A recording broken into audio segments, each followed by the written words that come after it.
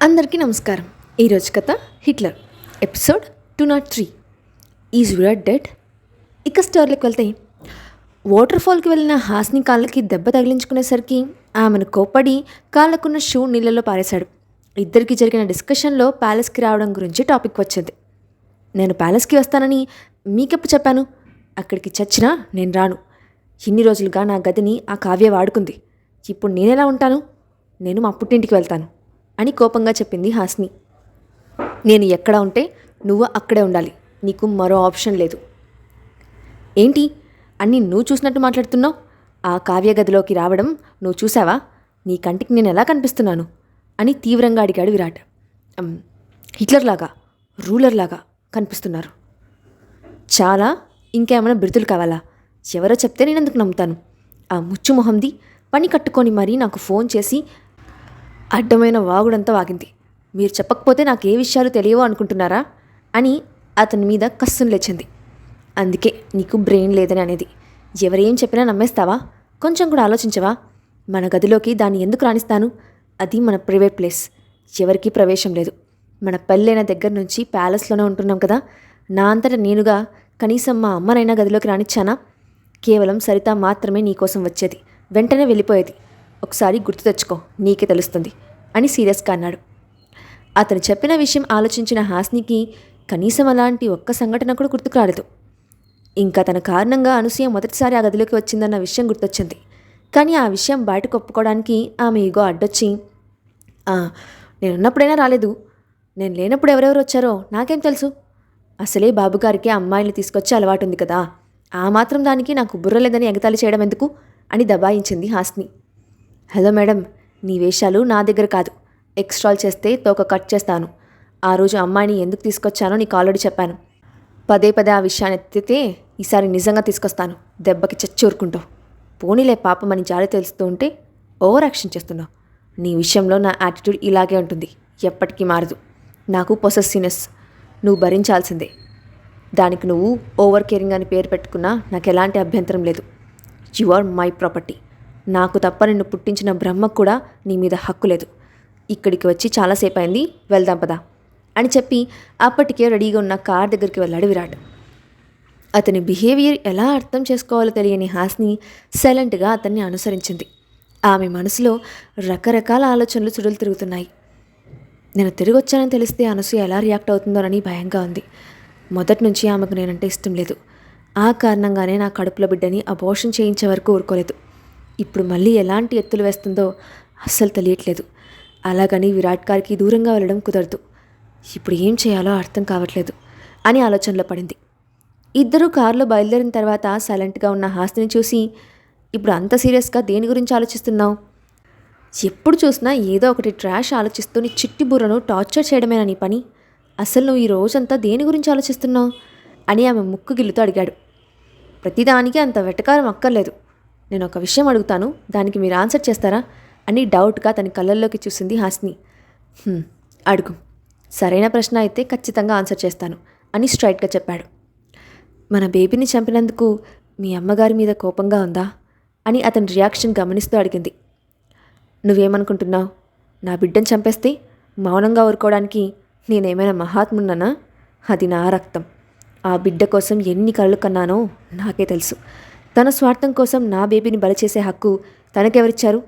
ఇష్టం లేకపోతే దూరంగా ఉండాలి, కానీ ఇంకా ఊపిరి పోసుకుంటున్న ప్రాణాన్ని ఇలా చంపేస్తుందా అని ఎర్రబడ్డ కళ్ళతో కోపంగా చూశాడు. ప్లీజ్ మీరు అలా అనకండి, నాకు చాలా భయం వేస్తుంది. ఎంతైనా ఆవిడ మీ కన్న తల్లి. మీ మీద ఉన్న అమితమైన ప్రేమతోనే ఇలా చేశారు ఆవిడ. మీ పక్కన నాలాంటి సాధారణమైన అమ్మాయి కాకుండా మీ స్టేటస్కి, మీ రాయల్టీకి తగ్గ అమ్మాయి ఉంటే మీ జీవితం బాగుంటుందన్న ఉద్దేశంతో ఇంత దారుణం చేశారు. తల్లిగా మీ బాగోగులు కోరుకోవడం తప్పు కాదు కదా. దయచేసి ఇంకొకసారి ఆమె దృక్పథంలో ఆలోచించండి. ఆమెను శిక్షించి ఎవరూ లేని అనాథగా మీరు మారద్దు. ఆ బాధ ఎంత భయంకరంగా ఉంటుందో తండ్రిని పోగొట్టుకొని ఏకాగా మిగిలిన నాకు తెలుసు. అందుకే నాకు చేసిన అన్యాయాన్ని పక్కన పెట్టి క్షమించమని అడుగుతున్నాను విరాట్ గారు అని కన్నీళ్లతో చెప్పింది హాస్ని.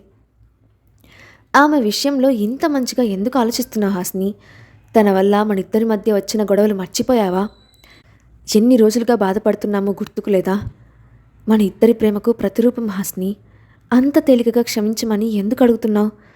దయచేసి మన ఇద్దరి మధ్య ఈ టాపిక్ తీసుకురావద్దు. ఇప్పటికే చాలా కోల్పోయాను. నాకు నా భార్య ముఖ్యం. తనతో గడిపే జీవితం ముఖ్యం. మరొకరి స్వార్థం కోసం నిన్ను దూరం చేసుకోవడం అనేది ఎప్పటికీ జరగదు. ఈ విషయం గుర్తుపెట్టుకో అని స్పష్టం చేశాడు విరాట్. అతను చెప్పిన దానికి మౌనంగా ఆలోచిస్తూ భారమైన మనసుతో అతని భుజం మీద తల పెట్టుకొని నిద్రలోకి జారుకుంది హాస్ని. విరాట్ కార్ చాలా విశాలంగా లగ్జరీగా ఉంటుంది. ముందు సీట్స్కి వెనక సీట్స్కి మధ్య పార్టీషన్ ఉంటుంది. దాంతో వెనక జరిగేది ముందు కూర్చున్న వాళ్ళకి వినిపించే అవకాశం లేదు. ఇందులో డ్రైవర్ పక్కనున్న సీట్లో కూర్చున్న దాస్ తమ కారు వెనుక 2 కార్లు ఫాలో అవుతున్నట్లు గమనించి అదే విషయాన్ని విరాట్కి చెప్పాడు. ఆ మాటకి వెనక్కి తిరిగిన విరాట్ తమ వైపు దూసుకువస్తున్న కారును చూసి రివర్స్ అటాక్ చేయండి అని కమాండ్ ఇచ్చాడు. వెంటనే దాస్ తమ బాడీగార్డ్స్కి ఇన్ఫర్మేషన్ పాస్ చేయడంతో రివర్స్ అటాక్ స్టార్ట్ అయింది. తమ వెనుక వస్తున్న security vehicle window glass down చేసుకొని వెనుక నుండి వస్తున్న కార్లను టార్గెట్ చేశారు బాడీగార్డ్స్. వేగంగా వస్తున్న బుల్లెట్ల వర్షానికి మొదటి కారులో ఉన్న వ్యక్తులు స్పాట్లో చనిపోయి కారు కొండ మీద నుంచి కిందకి జారిపోయింది. రెండో కారులో ఉన్న ప్రత్యర్థి బాడీగార్డ్ అటాక్ నుంచి త్రుటిలో తప్పించుకోవడంతో అతని కార్ తగిలి బ్లాస్ట్ అయ్యి ప్రాణాలతో బయటపడ్డాడు. అయితే అప్పుడే అసలు సమస్య మొదలైంది. కొద్ది దూరంలోకి వెళ్ళేసరికి మరిన్ని కార్లు వాళ్ళ వెంట రావడం గమనించిన దాస్ ఆ విషయాన్ని విరాట్కి చెప్పాడు. కానీ వాళ్ళకి రియాక్ట్ అయ్యే గ్యాప్ ఇవ్వకుండా ప్రత్యర్థి కార్ నుండి బయటకు వచ్చిన వ్యక్తులు విరాట్ కార్ మీద బుల్లెట్ల వర్షం కురిపించారు. అప్పటికీ వెనుక వస్తున్న సెక్యూరిటీ వెహికల్ ప్రాబ్లం వచ్చి ఒకచోట ఆగిపోవడంతో వాళ్ళకి విషయం తెలియదు. కార్లో ఉన్న హాస్ని ఆ దాడికి బెదిరిపోయి బల్లిలాగా విరాట్ని కరుచుకొని, వాళ్ళంతా ఎవరు విరాట్ గారు? మనల్ని ఎందుకు అటాక్ చేస్తున్నారు? నాకెందుకో భయమేస్తుంది. మీకేం కాదు కదా అని బేలగా అడిగింది. నీకు నీ భర్త మీద నమ్మకం ఉంటే ధైర్యంగా ఉండు హాస్ని. నీకేమీ కానివ్వను. నా ప్రాణం అడ్డేసైనా నిన్ను రక్షించుకుంటాను. ట్రస్ట్ మీ అని అనునయంగా చెప్పాడు. నాకు మీ మీద నమ్మకం ఉంది విరాట్ గారు, కానీ ఈ అటాక్ చూస్తే భయమేస్తుంది. వాళ్ళు మిమ్మల్ని టార్గెట్ చేశారు కదా. మన కార్ బుల్లెట్ ప్రూఫ్ కాబట్టి ఇప్పటి వరకు ఎలాంటి ప్రమాదం జరగలేదు. అదే నార్మల్ వెహికల్ అయి ఉంటే ఊహించుకోవడానికి భయంగా ఉంది. ఈ ప్రమాదం నుంచి మనం బయటపడగలమా? అసలే మనం ట్రావెల్ చేస్తుంది కొండ ప్రాంతం. పైనుంచి కిందకు వెళ్ళేలోపు ఏం జరుగుతుందో అర్థం కావట్లేదు. ఏం జరిగినా నా చెయ్యి విడిచిపెట్టరు కదా. ఎలాంటి పరిస్థితులు ఎదురైనా నన్ను వదిలి వెళ్ళనని మాట ఇవ్వండి అని అతని ముందు చేయి చాపింది హాస్ని. ఆమె భయాన్ని అర్థం చేసుకున్న విరాట్, మాట ఇస్తున్నాను బేబీ. ఈ గొంతులో ఊపిరున్నంత వరకు నిన్ను వదిలి ఎక్కడికి వెళ్ళనివ్వను. నేను వెళ్ళను అని ఆమె చేతిలో చేయి వేసి చెప్పాడు. సరిగ్గా అప్పుడే ఒక కార్ వెనక నుండి విరాట్ కార్ని బలంగా డాష్ చేసింది. దాంతో ఒక్కసారిగా కంట్రోల్ తప్పిన కార్ దారి తప్పి చెట్ల వైపు దూసుకెళ్ళింది. అయితే ఆఖరి నిమిషంలో స్టీరింగ్ చేతిలోకి తీసుకొని చాకచక్యంగా కంట్రోల్ చేస్తూ అందరినీ ప్రమాదం నుంచి బయటపడేశాడు దాస్. అయితే సడన్గా జరిగిన అటాక్కి బెదిరిపోయిన హాస్ని వణికిపోతూ ఉంటే ఆమెను గట్టిగా పట్టుకొని గుండెల్లో దాచి దెబ్బలు తగలకుండా జాగ్రత్తగా చూసుకుంటున్నాడు విరాట్.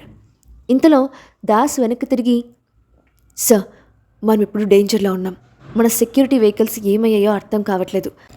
మన వెనుక చాలా కార్స్ ఫాలో అవుతున్నాయి. చూడబోతే ఒక్కొక్కడు ప్రాణాలకు తెగించినట్లున్నాడు. టార్గెట్ రీచ్ అయితే కానీ వదిలేలేరు సార్. ఏమాత్రం తేడా జరిగినా మనం కొండ నుంచి కింద పడడం కన్ఫర్మ్. వీలైనంత జాగ్రత్తగా కొండ కిందకి రీచ్ అయితే మనం సేఫ్ అయిపోతాం అని తను అబ్జర్వ్ చేసిన విషయాన్ని చెప్పాడు. ఆ మాటతో హాస్తిని పట్టుకొని వెనక్కి తిరిగిన విరాట్ ఆ కార్స్ వస్తున్న వేగాన్ని అంచనా వేసి వాటి టైర్స్ వైపు గురి చూసి షూట్ చేయమని దాస్కి చెప్పాడు. విరాట్ ఇన్స్ట్రక్షన్స్ ఫాలో అయ్యి వెంటనే వస్తున్న 4 కార్లను షూట్ చేశాడు. దాంతో ఒకదానికొకటి గుద్దుకొని పెద్ద శబ్దం చేస్తూ బ్లాస్ట్ అయ్యాయి. ఆ దాడికి 4 కార్లు గాలిలోకి ఎగిరి కింద పడ్డాయి.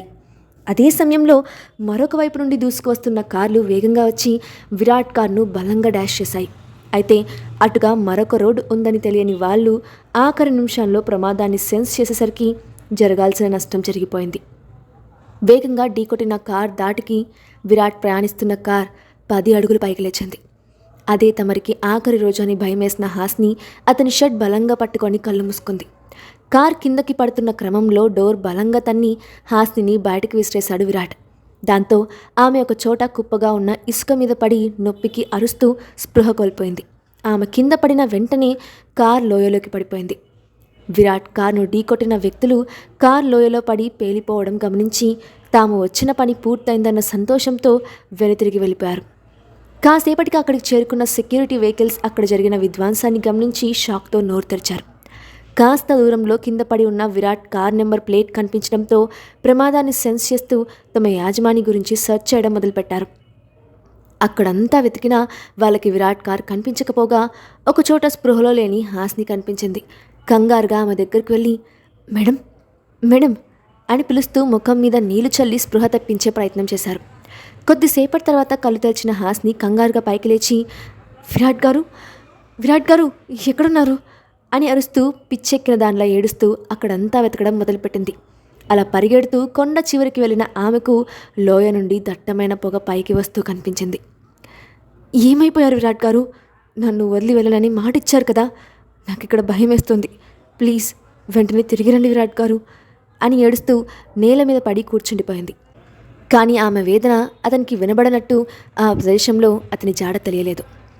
ఆమె బాధ చూసి చలించిపోయిన సెక్యూరిటీ హాస్ని దగ్గరికి వచ్చి madam, sir car number plate ఇక్కడ దొరికింది, బహుశా యాక్సిడెంట్లో కార్ లోయలో పడిపోయిందేమో అని తన అనుమానం వ్యక్తం చేశాడు.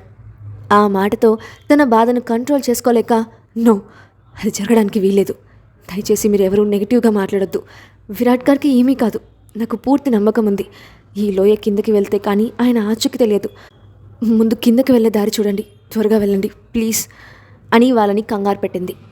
కాసేపటికి సెక్యూరిటీ గార్డ్స్తో కలిసి లోయ కిందకి చేరుకున్న హాస్ని అడవిలో ఉన్న ప్రదేశం అంతా విరాట్ కోసం గాలించింది.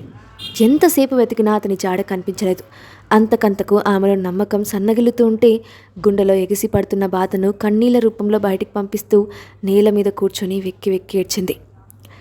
ఏదో ఒక క్షణంలో అతను తిరిగొచ్చి వెనుక నుండి హత్తుకొని అప్పటి వరకు పడిన భయాన్ని కంట్రోల్ చేస్తాడని ఎదురుచూస్తున్న హాస్ని ఆశ నిరాశగా మారింది. గుండెల్లో బాధ సముద్రంలో అలల్లాగా ఎగిసిపడుతూ ఉంటే తట్టుకోలేక కన్నీళ్లు కారుస్తూ నన్ను మోసం చేయాలనుకుంటున్నారా విరాట్ గారు? అది మీ వల్ల కాదు, అంతా మీ ఇష్టమేనా? ఇప్పుడు మీరు రాకపోతే ఇంకెప్పటికీ మీ ముఖం చూడను. అసలు నన్ను ఎందుకు వెతుక్కుంటూ వచ్చారు ఇక్కడికి? రాకుండా ఉండింటే మీ ప్రాణాలైనా మిగిలేవు కదా. ఎందుకు నా మీద ఇంత ప్రేమ? మీరు లేకుండా నేను బతకలేను, దయచేసి వచ్చేయండి విరాట్ గారు. నిజం చెప్పండి, కావాలని నాకు కంటికి కనిపించకుండా దాక్కున్నారు కదా, నన్ను ఏడిపించడానికి కావాలని ఇదంతా చేస్తున్నారు కదా. ఇక ఆటలు కట్టి పెట్టండి, నన్ను ఏడిపించడం మీకు సరదా అయిపోయింది, ప్లీజ్ విరాట్ గారు తిరిగి వచ్చేయండి అని దిక్కులు పిక్కటెల్లెలార్చింది. నిశ్శబ్దంగా ఉన్న లోయలో ఆమె అరుపుకి భయపడిన పక్షులు ఒక్కసారిగా భయంతో ఎగిరిపోయాయి.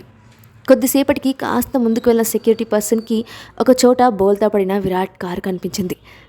మేడం, సార్ కారు ఇక్కడుంది అని గట్టిగా అరిచాడు. ఆ పిలుపు విన్న హాస్ని కంగారుగా పైకి లేచి అటుగా పరిగెత్తుకెళ్ళింది. దూరం నుండి నుచ్చునుచ్చైన కారు బోల్తా పడి కనిపిస్తూ ఉంటే ఆమె అడుగులు భయంతో అక్కడే ఆగిపోయాయి. ఇంతకీ అక్కడున్నది విరాట్ కారేనా? విరాట్ బ్రతుకున్నాడా? ఈ అటాక్ ప్లాన్ చేసింది ఎవరు? నెక్స్ట్ పార్ట్లో చూద్దాం. Thanks for watching.